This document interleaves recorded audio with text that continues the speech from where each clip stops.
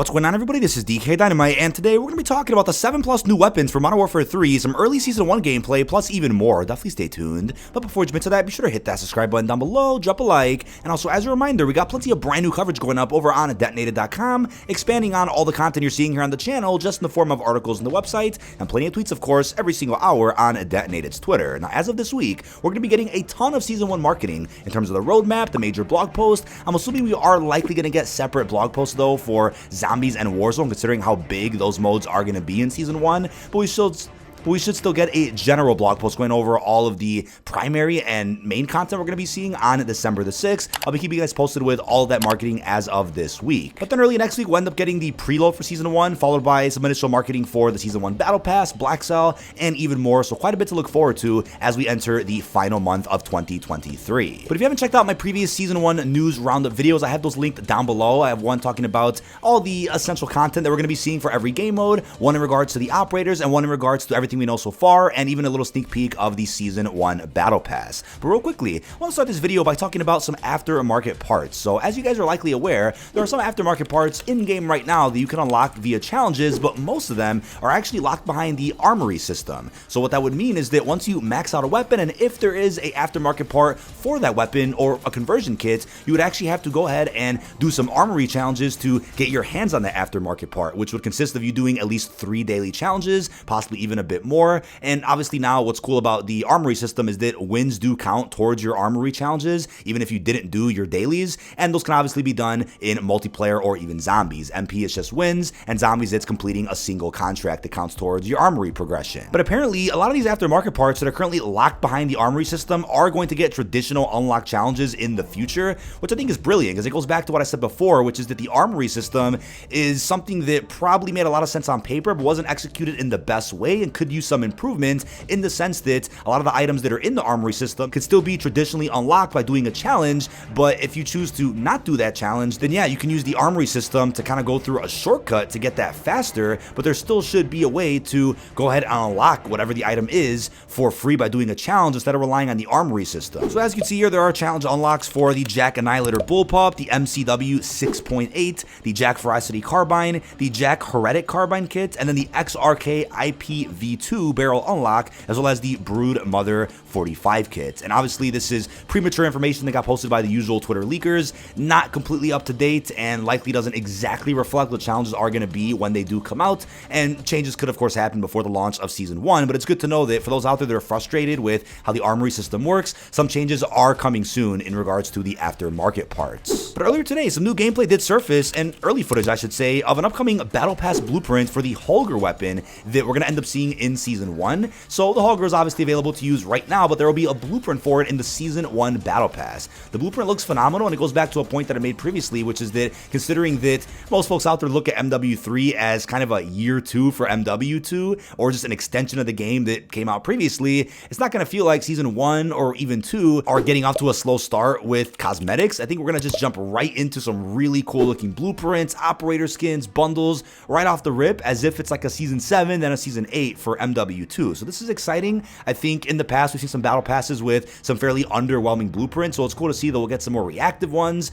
or ones that are just a lot more appealing. And then of course, if you want some tracer blueprints in the battle pass, there's the Black Cell offering that you can optionally get. And that's not me saying please buy Black Cell, I don't benefit from that, but I'm letting you guys know that those out there that want extra cosmetics or tracer blueprints, those are things that are currently being offered with MW2 and MW3 via the Black Cell battle pass. Now in regards to all weapons we're going to be seeing reportedly at launch for Season 1, we have the following list, which is of course subject to change. We have the Ram 7 assault rifle, the XRK Stalker sniper, which is cool to hear about since we're getting, I guess, a DLC sniper right off the rip in Season 1, and then the TAC Evolvere LMG. Now, do keep in mind, it's currently unclear if any of these weapons are going to be kept out of the Season 1 Battle Pass. Will some of these be released through other means? We'll talk more about that in a second. Apparently, though, by Reloaded, which I'm going to assume is coming out in around January, we should be seeing the HRM9 SMG and the ARX 160 assault rifle. As a reminder, though, it's totally possible that some of these weapons get held back, some of these get pushed to maybe Season 2 or beyond, but as of right now, according to the usual Twitter leakers and some industry insiders, apparently these are the weapons that are going to be coming in Season 1. I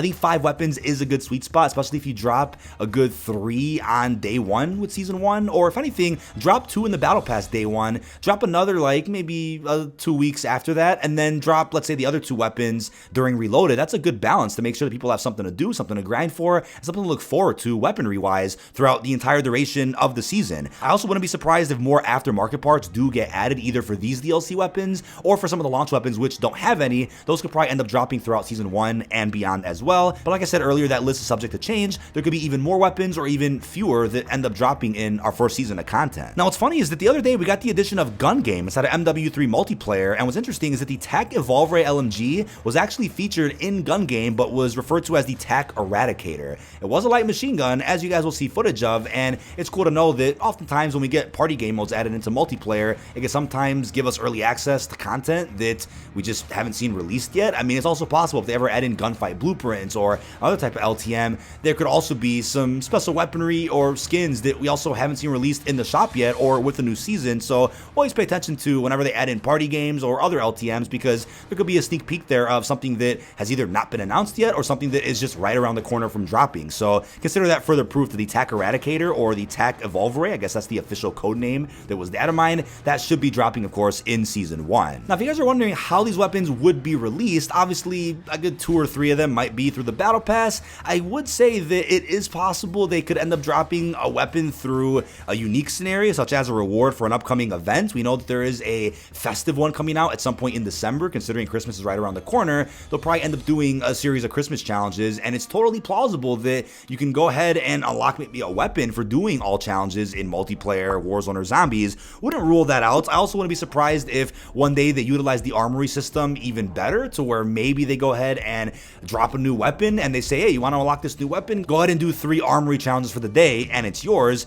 Totally plausible, but if anything, when it comes to armory unlocks, I feel like that's a great way to go ahead and re-release certain DLC weapons after a season ends, because typically, as we've seen in the past, a season will end, and if you didn't unlock the new weapons through that season's Battle Pass, you'd have to wait until challenges get released for those DLC weapons so that you can get them again in the future, unless you, of course, go ahead and exfil with them, let's say in DMZ or now Zombies. But it has been seen before. They just add in a new DLC weapon, and there's just a simple unlock challenge behind it in MP or Zombies, and you can just go ahead and do that instead of worrying about a Battle Pass or whatnot. But the thing is, you could essentially use a lot of these DLC weapons fairly early or right out the gate when Season 1 drops, depending on how many tier skips you currently have. So tier skips for Modern Warfare 2 that you guys haven't used since you might have already finished your Season 6 Battle Pass, those transfer over into Modern Warfare 3, on top of the possibility that you might have got the Vault Edition of Modern Warfare 3, which features the Black Cell Bundle for Season 1, that comes with 50 tier skips for Xbox and PC and 55 for PlayStation. So if you guys have that, that's an incredible boost that you can immediately use to go ahead and just unlock blueprints for these new DLC weapons or the base versions of these weapons. So right out the rip, you can go ahead and just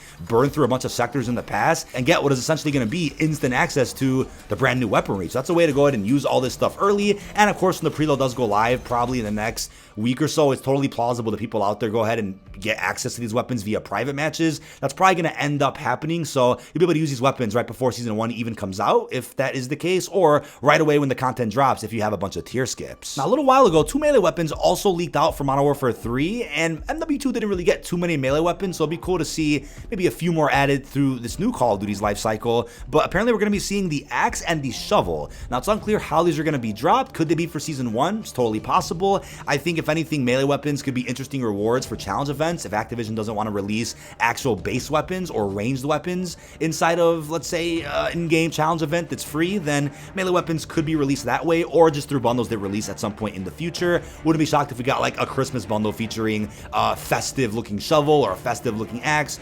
Totally not out of the realm of possibilities. So in terms of how those get released, it's also possible that a classified Battle Pass sector comes into the mix. So with the weapons we talked about earlier, the 5 that apparently are for Season 1, any one of those could be saved for a classified sector. So if the rumors are true that we might be getting HRM SMG or the ARX 160, those along with maybe these 2 melee weapons could be saved for a classified sector at some point during Season 1 Reloaded. What was cool about MW2 is we got to see the introduction of that with, I believe it was just Season 4 and 5. Season 6 didn't get one. one, but it's cool that you get an in-game timer effectively for the Reloaded update, and it shows you when the classified sector is going to open. Now, there was criticism behind that system since you essentially have to do, 4 to 5 challenges to get your hands on, let's say, one weapon that's in the classified sector.